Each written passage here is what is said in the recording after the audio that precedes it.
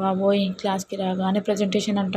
నిన్న అనుకున్న ప్రజెంటేషన్ అయితే ఫైనల్లీ ఈరోజు మార్నింగ్ ఇవ్వాల్సి వచ్చింది. నాకైతే సెమినార్స్ ప్రజెంటేషన్స్ ఇవ్వడం చాలా ఇష్టం. సోలార్ అయితే సన్ లైట్ ఉండాలి పక్క. సన్ లైట్ అయినప్పుడు అది ఇట్ నాట్ వర్క్ అనమాట. ఈ హాట్ వాటర్ పంప్ అనేది సన్ లైట్ అవసరం లేదు. విండ్ ఇట్లాంటి వాటికి పక్క అయితే ఒక టైం అనేది ఒక సీజన్ అనేది నీరు ఉంటుంది.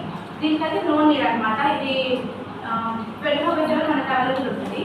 నెక్స్ట్ డిసెంబర్ టేబుల్ వల్ల ఇనిషియల్ కాస్ట్ ఎక్కువ ఉంటుంది అనమాట. మనకి టర్బైన్స్ కానీ స్టీమ్ కన్వర్టర్ వేరే కానీ జనరేటర్కి కానీ మనకి కాస్ట్ ఎక్కువ ఉంటుంది. కానీ ఆపరేషన్ కాస్ట్ అడ్వాంటేజ్ ఏంటంటే ఆపరేషన్ కాస్ట్ ఉండదు.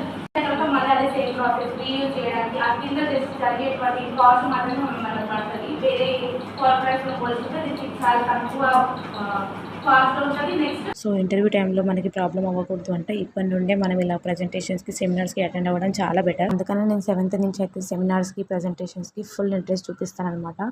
ఎవ్రీ ప్రజెంటేషన్లో ఎవ్రీ సెమినార్స్లో నేను పక్కా పార్టిసిపేట్ చేస్తాను.